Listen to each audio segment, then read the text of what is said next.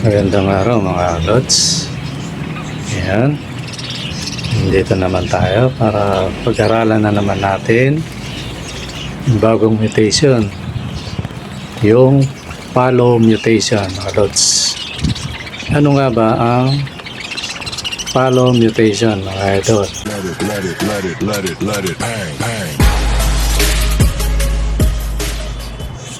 Ayan, magandang araw mga idol, mga lods. Ngayon, tuklasin natin ano nga ba ang nakapaloob sa follow mutation. Totally, sa basic na lingwa follow. Baga sa basketball mga lods, follow up, parang ganun, diba? Sa mababaw na intindi mga ito. Kasi ibig sabihin, kaya follow mutation. Ito, ulitin ko mga idol. Sa basic lang tayo. So, ibig sabihin, siguro, follow mutation, marami na pinanggalingan ano to. Marami na mutation na pumasok. Ngayon, may follow pa. Ngayon, alamin natin ano yung mga follow na yun. At saka magiging follow pa niya.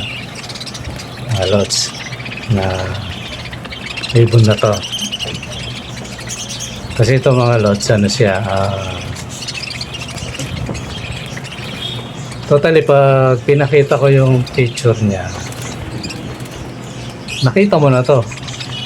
Nga lang, hindi mo nga lang alam kung anong klaseng mutation. Kagaya ng mga yung mga kasama natin mag-ibon na UV. Nga, yung sa tanong nila, ito pampataas ng antas ng kaalaman to na sa mga UV.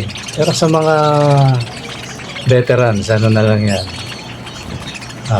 simple na lang yan. Pero sa ating mga UV, siyempre hindi pa natin alam. Kaya alamin na natin mga lods, ano ba itong ano na to, itong follow mutation na to na tinatawa mga idol. Ayan mga idol, ito may papakita akong picture sa inyo, tapos tingnan natin kung ano yung mga nakapaloob sa kanya mga lods. Kasi ano to medyo sa akin lang pag hindi mo alam, kapag mamamali ka mga lods. Ito yun mga lods. Ayan. Yan yung isang uri ng follow mutation. Pero tandaan nyo mga lods, basic lang tayo kasi yung sa pagkaalam ko lang yung doon sa binabasa ko, may tatlong uri. English follow, German follow, tsaka Scottish follow. Yan yung mga sa basic mga lods. Pero yung basic na yun, bawat isa ron may kategorya yun. Pero dun mo lang tayo sa madali, sa pinakamadaling maintindihan. At least pag alam mo na yung follow na pag-aral natin to, sunod alam mo na scout ano to. So maalala kayo mga dun mga lods, kasi basta iyaano ko lang kung ano yung basic na kaalaman doon sa follow. Ito, kagaya na itong follow na to mga lods, ang palatandaan sa follow, i-general ko muna mga lods itong follow na to, yan, kung titingnan mo, kasi di ba alam na natin yung Ino mutation, yung cinnamon mutation. So ngayon sa follow, nakikita mo siya dito, di ba? Yung katangian ng Ino, pag nakaharap ka, alam mo Ino pag tumalikod, cinnamon ang dating, di ba mga lods? So kung di mo alam, sasabihin mo ay cinnamon, hindi. Hindi rin, sabi nga nung bata. So ang tawag dito mga lods, follow. Kasi maaring ito maaari lang mga lods kasi nasa basic lang tayo. Maaring isang cinnamon at saka isang Ino na yellow na lutino, eh, pinagbangga. So, ganyan ang lumabas. So, ngayon, anong palatandaan pa ng isang palo mutation? Kung dito tayo sa dilaw, mga lods, dilaw siya. Pagtalikod niya, yung kabuuan niya, ang kaibahan sa cinnamon, mga lods, ito, tingnan nyo, siya kalat sa buong likod. Minsan nga, meron pa yan dito sa harap. Pero kung sa picture lang tayo babase, mga lods, siya, kalat sa likod. Tapos sa ulo may mga konti-konti, para siyang opaline ng dating, pero kulay cinnamon o brown. Ito, medyo malinis na to. May mga palo, mga lods, na medyo madungis pa to. Parang brown siya pero dark pa rin. Pero ito, quality na to. Tapos ang palatandaan pa, mga lods, pula yung mata. Yun yung isang palatandaan ng palo. Pula yung mata. Tapos yung tuka niya, mga lods, kulay orange. Mga lods, ito kukuha ko pero ibang kulay to, pero nasa palatandaan ng to. Ayan, kahit yellow yan ang palatandaan, mga lods, kulay orange yung tuka. Yun yung palatandaan ng isang mutation na isang mutation ng palo.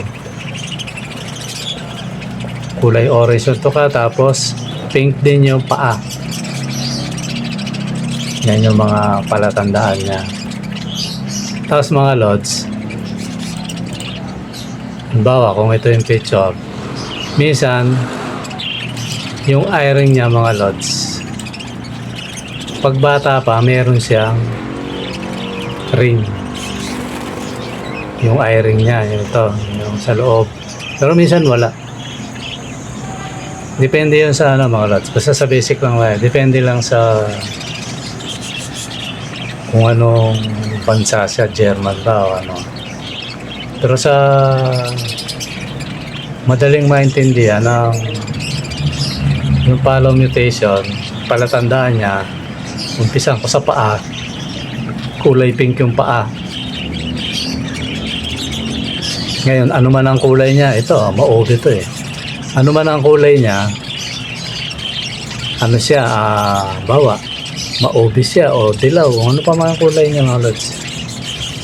Ang malinaw doon, yung pakpak niya merong cinnamon color o brown.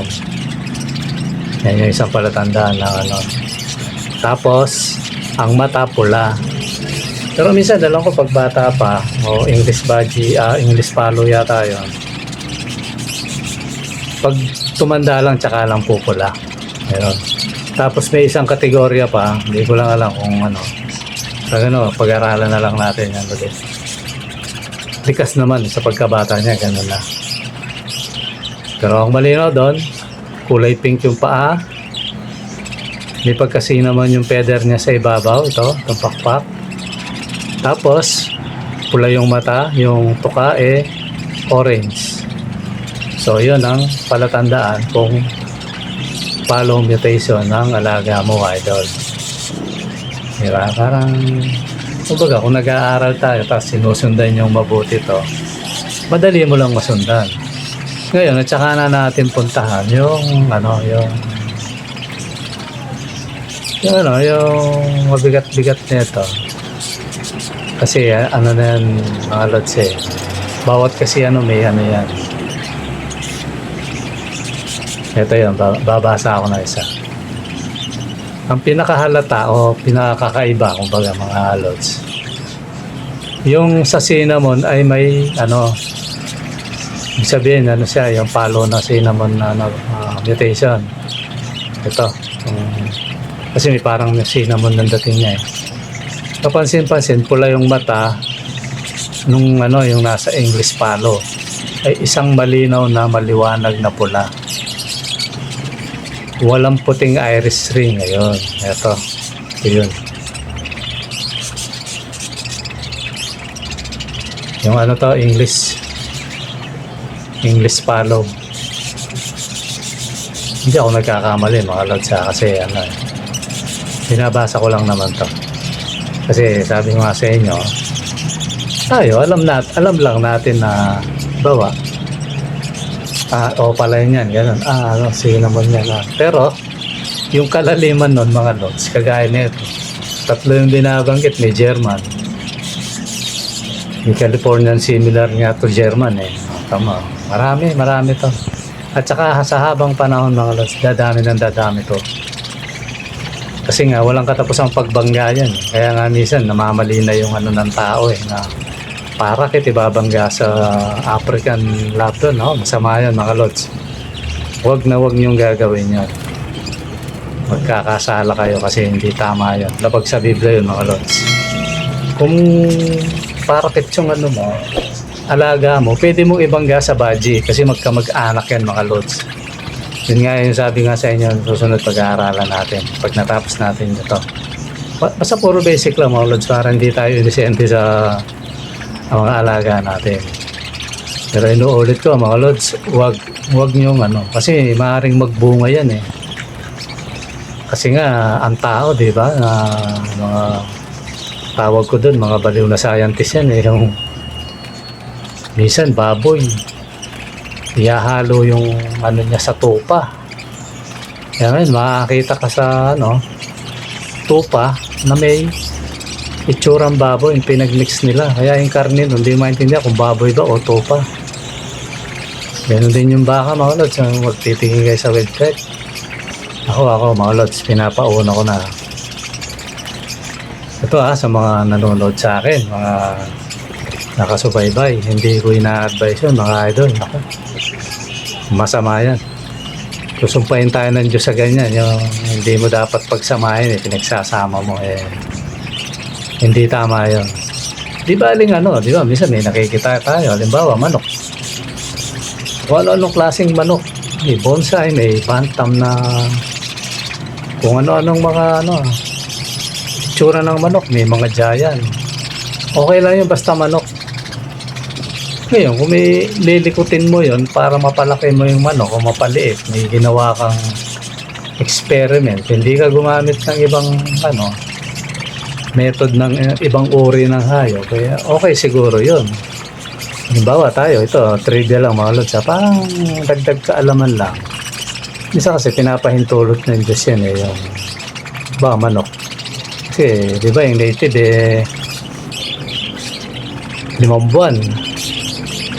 Kasi nung bata pa ako, bago kumakain ng manok, 5 buwan, 6 na buwan bago may iluto Pag medyo dati natandaan ko, 4 na buwan, ayaw pang paluto yun Bata pa daw yun. Sabi ng matatanda, huwag yan, madulas yan. Madulas pa daw yung laman. So kung yung matatanda nung araw mga lods, pag nagkatay ng manok, ito lang mga lods para maintindihan lang natin yung Kung manok ang usapan, sa pagluluto nga lang may batas diba Yung mga sinaunang tao mga lods. Nung araw, alam ko 8 buwan 7 buwan yan, pwede mo nang katayin yan. Lasang manok na talaga yan, nandan niya yung lasa niya. Okay lang yun. Ngayon may gumawa ng 45 days. May in-inject silang gamot, may ginamit silang method para maging gano'n. Okay lang yun kasi pinapahintulutan yun dahil dun sa populasyon ng tao. Pero halimbawa yung baby tsaka yung manok, pinag-breed mo, masama yun mga lods. Huwag natin gagawin yun. Labag yun. Kaya balik tayo sa pag-ibon mga lods. So ganoon din sa atin mga lods, yung mga alaga natin. Baka mamaya napapanood nyo sa ganito ginawa, ganyan. Huwag yung gagayahin yung mga ito. Pag gusto mo lumaki yung mo, paano yung ginagawa ko ngayon? Kasi yung mga nabili kong alaga natin, mga maliliit, may malaki. May nabili akong budget kit. Ibig sabihin ng budget kit mga idol sa mga UB, mga idol natin na nag-aaral pa. Budget yun at saka parakit, kaya budget kit. So lumabas siya, medyo malaki na siya mga lods.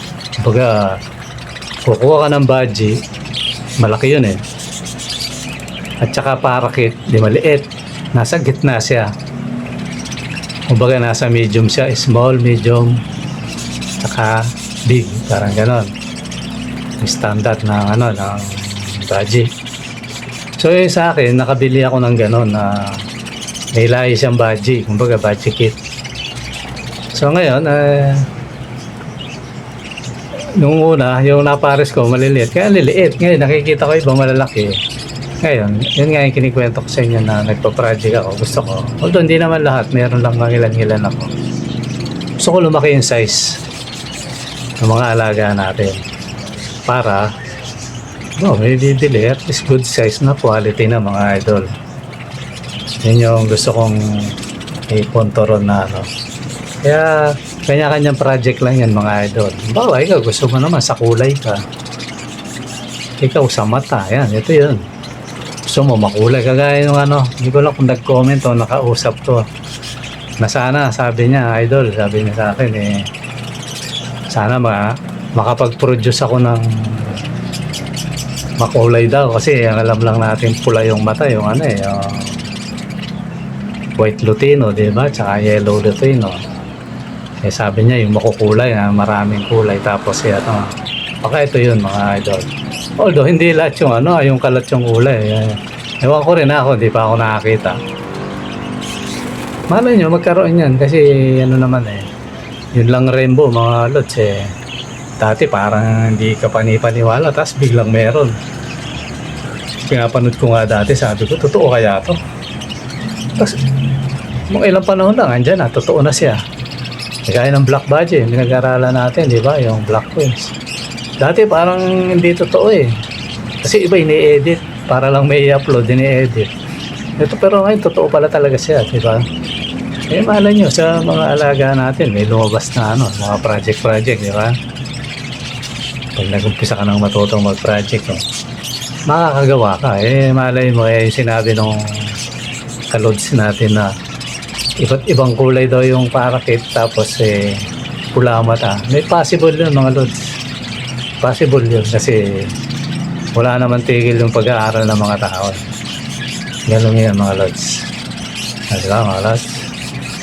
Ito pa yung mga pahabol mga lods, yung mga ibang ng budget yan, para maging mapamilyar sa inyo yung mga, pero hindi lahat ganito mga lods ko lang yan. Ayan. Yan yung mga, tas ito yung lahatan na. Ito, hindi naman totaling lahatan. Lang. Kasi alam ko marami pa yan May pa nga Nagkakaiba. Pero, at least, may idea ka na mga lods. May idea na kayo. Kung yung follow mutation.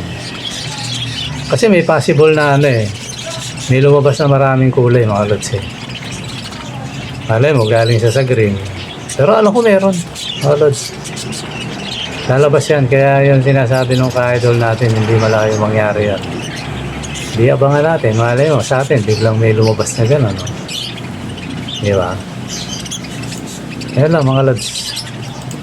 Ngayon ang susunod nating pag-aaralan mga idol ay pupunta tayo dyan sa book of parakeets. Nasa Palo tayo to Texas na pala mga lods. Last na pala to yung yung Texas mga lods.